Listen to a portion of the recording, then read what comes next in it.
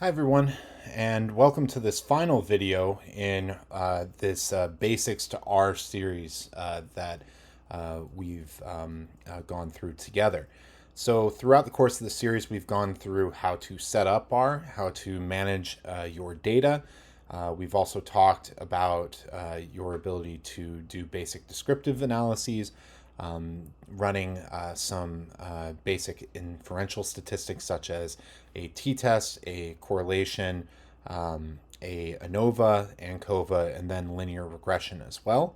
And then we've also discussed a little bit about data visualization using ggplot and how to visualize some of our data, for instance, if we were running a intervention. And today what we're going to do is we're going to discuss how to do data visualization using linear regression. And so for this, we're going to focus, we're going to shift gears just slightly in terms of what our analyses are going to be focused on. But overall, you'll find that the data visualization piece is going to be relatively similar. So this won't take that long. Okay, so let's, just as we always do, let's go ahead and let's open up our copy of RStudio, and we're going to go ahead and we're going to load the data just as always with the same variable names and all that fun stuff. So let's just go ahead and we'll do all that. Oh. Sorry folks, just give me 1 second while I get this all set up.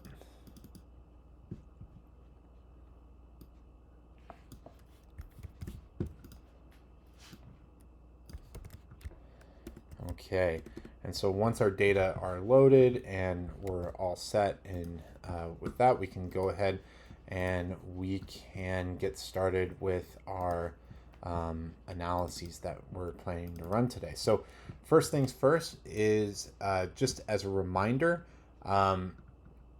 if we're looking to graph something like an interaction, this may be something that we may also be interested in when we talk about ANOVA. And so an interaction plot would be one where we're trying to see whether a specific variable might moderate the relationship of an outcome in a intervention. So for instance, if I were to have a look at the effects of biological sex on an intervention that we've been focusing on thus far, then I might be interested in whether sex moderates the effects. So do males in the intervention group do better at final on their ADAS-Cog than females in the intervention? Or is there a bigger difference between groups for males as compared to females, or whatever it might be? So we can run this sort of interaction plot if we would like, and this can tell us a lot about the effects that we might be finding for our intervention. So to do that, what we're going to have to do is, again, let's just go ahead and we're going to set up those data as a wide plot, just so that way we can run through this example. So we'll run that code just like we have before. And it helps if you can find it easily, but it shouldn't take long if indeed you're having a little issues finding it. And then from here, we're just going to go ahead and we're going to rerun that interaction plot. And so we can see what the interaction might be for our variable of interest, in this case for biological sex, and whether this if this interacts with the effects of group on ADAS-Cog. So again, we can look at that ANOVA, and the way that we can tell if there's an interaction is we can look at that interaction between group and sex. And as you can see, there's no significant effect of group and in terms of sex. But for right now, let's just assume that while there isn't an effect of group, nor is there effect of biological sex, nor is there that interaction, let's assume that there is, just so that way we can go ahead and we can take a look at these data in detail as an example for a interaction plot. So what we may want to do is we may want to look at each of those LS means for group and then for biological sex. So for instance, if we were interested in looking at the LS means for group, then that's pretty straightforward. We can just go ahead and run that ls-means command looking at group. We can see that the intervention group and the control group are roughly the same, but we could also look at sex, and we'll see that they're roughly the same too between males and females. But let's just take a look and see whether what the relationship, or whether there are group differences based on sex. And so we use that line bracket to distinguish that we're looking at group based on sex here. And now we can see that our data are split based on whether somebody is identified as female or as a male. And we can see that while there are not perhaps significant differences, there are some differences that we see between males and females in terms of their scores. So now that we're able to look at that a little bit more, let's just go ahead and let's run that contrast statement again that we've used in the past. And what we can do is we can just use a pairwise, or for this, it's not going to really make a difference in terms of whether we use treatment or control. But for this, let's just do pairwise, and then that's going to be able to look at that group by that interaction in particular. So we can look to see whether there's an intervention and control group difference based on biological sex. And although there isn't, we can now see that the intervention group appears to do slightly better does slightly worse on ADAS-Cog than does the control group. Okay, so how would we graph this? So one way that we can graph this is pretty straightforward. Just as before, we're going to go ahead and we're going to create that ls-means frame using the commands that we've already established before. So we're going to create that frame of data,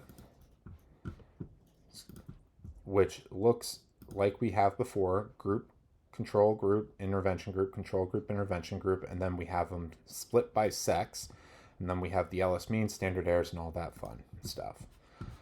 And so from here, we're going to just go ahead and we're going to, if we want, we could also create a separate data frame that's looking at the contrast statements. So let's just go ahead and do that. Same idea. We're going to take that ls-means and we're going to create another separate data frame.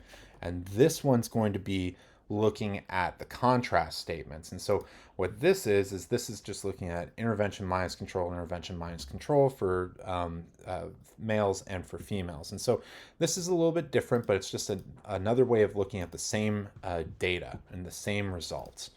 So for right now, let's just look at this mean ADAS-Cog score for each group by biological sex. So how will we do that? Well, I'm going to quickly go through the code. And what we would do is we're going to call out ggplot, and we're going to take this data frame of looking at the group by sex interaction, and we're going to, so it's looking at this data frame in particular. So control group, intervention group, control group, intervention group for males and females. And then we're making X X is group, Y is the ls-mean, and then we're going to fill each bar with the factor of sex. And so from here, what we're seeing is we're going to be able to see that there is going to be differences for the control group and the intervention group for males and females. And we can now plot what males and females did in terms of their score at time point 3 in ADAS-Cog. And so we can see the intervention group score, the interventions group score for females, for males, the control group score for males, and then for females. And so that's one nice way that we can do that. Now, there are a number of different ways that we can add things to this. We can change the color palette. We could do some other really nice things like changing the we could change the type of way that the data are presented into a shade of gray.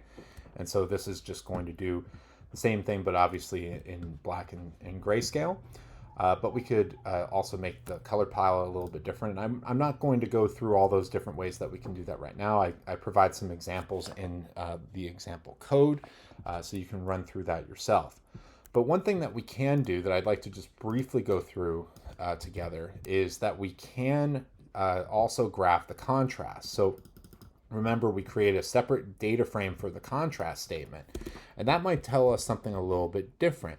So in this instance, what we're doing is we're now looking at whether for males, whether there was a difference in terms of intervention or control minus intervention for males as compared to females. So for males, it seems like the intervention group, and this is backwards, so it might actually be easier to go with treatment minus control in this instance. And let's just run that again.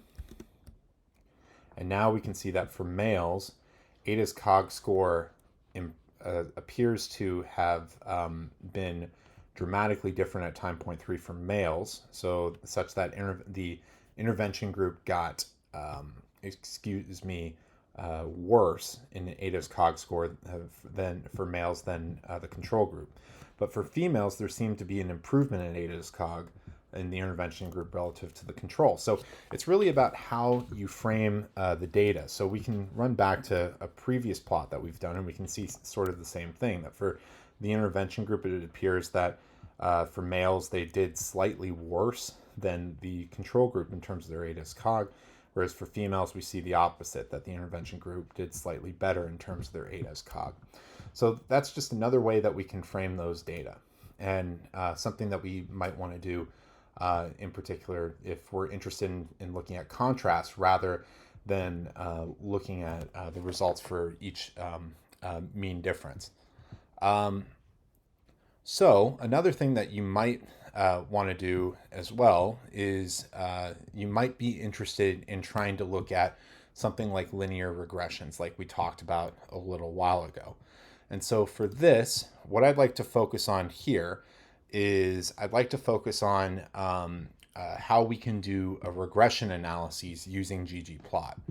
And so, like we kind of talked about before, is when we've talked about ggplot in the past, and I'll just go ahead and I'm going to increase the size of this just to make it easier for us to see, is when we do a linear regression, then that is the same as a basic correlation, at least at the simple level. So in this instance, we're just looking at the LM of ADAS-Cog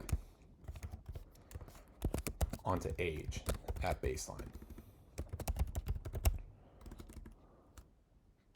And so as a reminder, we're just going to go ahead and we're just going to create a separate data set wherein we're going to call it baseline, and it's just going to subset of data 2, wherein time equals 1. Okay, and so we're just going to go ahead and we're going to run a basic regression looking at ADAS-Cog or age being regressed on ADAS-Cog. And so from here, we can just go ahead and we can get a summary of the linear regression. And we can see that, yes, indeed, ADAS-Cog is related to age. So for every 1 year increase in age, we see a 0.33 increase in ADAS-Cog performance.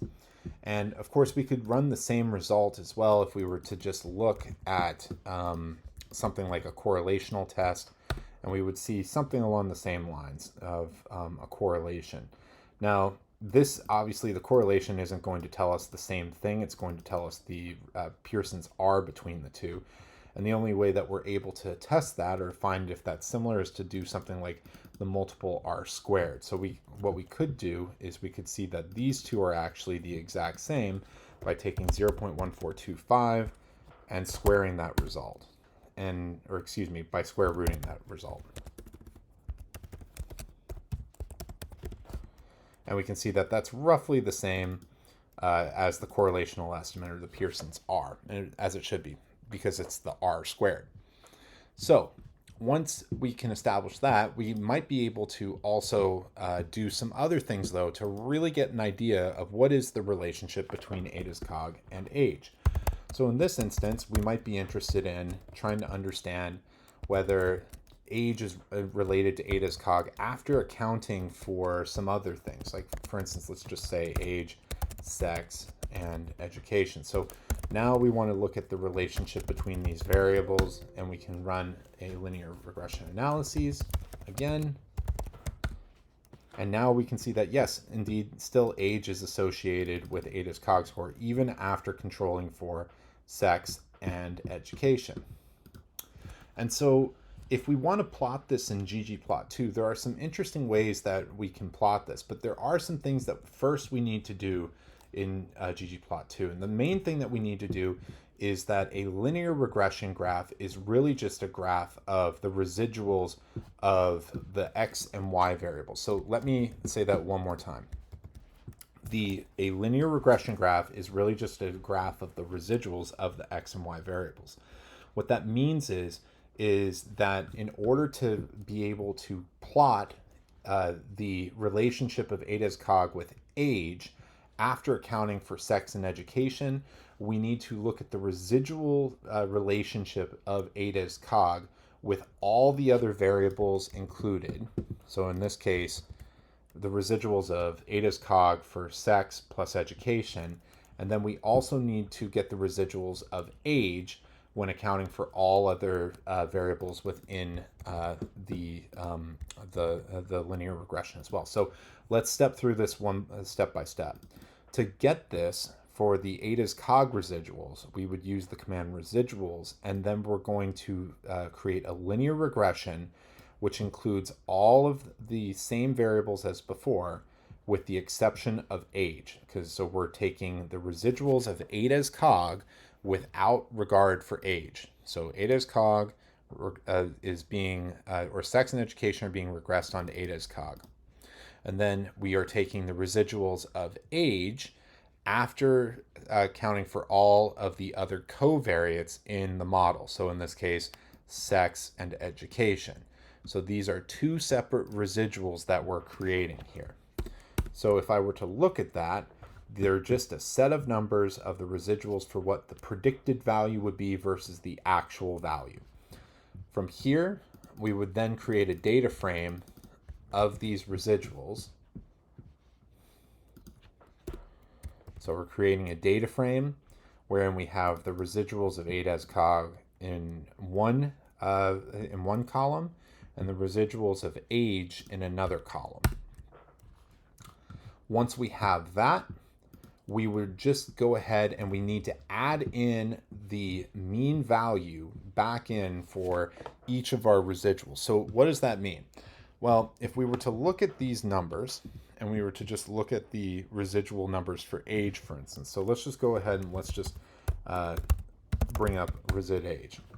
Well, if we look at this, none of these actually look like an age. Like who exactly is 0.61 years old? That doesn't make sense in our data set.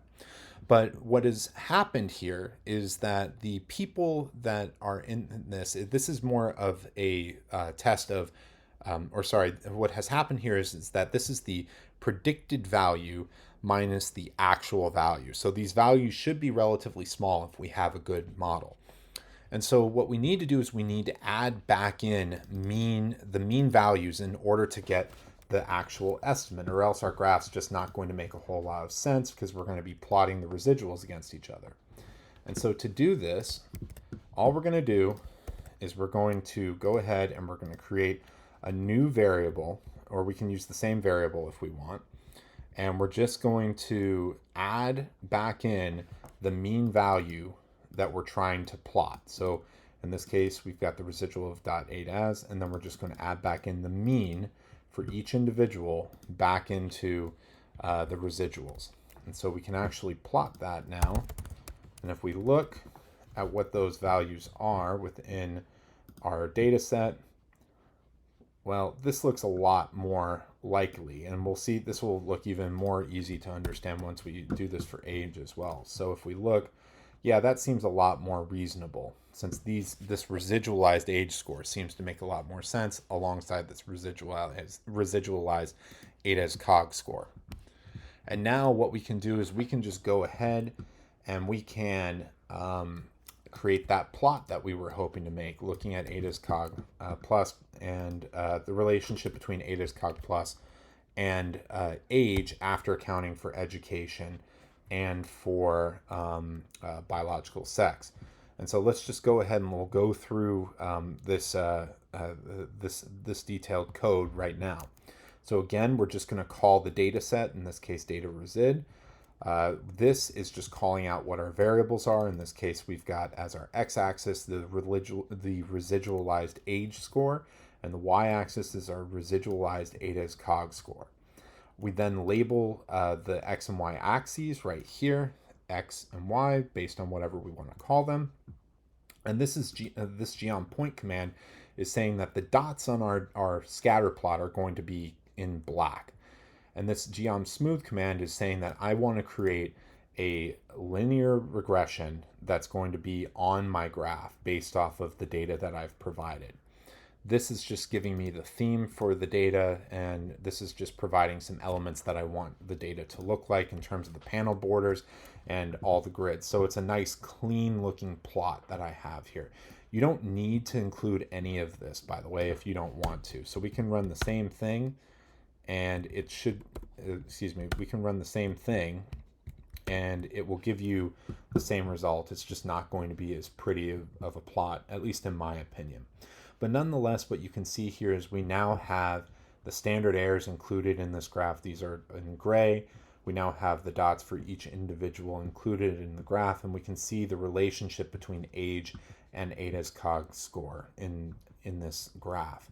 And that's it for graphing linear regression. So with that being said, this is the end of our course, and I just want to say thank you for following along if you're still with me. And if you do have any questions, please feel free to email me at ryan.falk@ubc.ca. Thank you.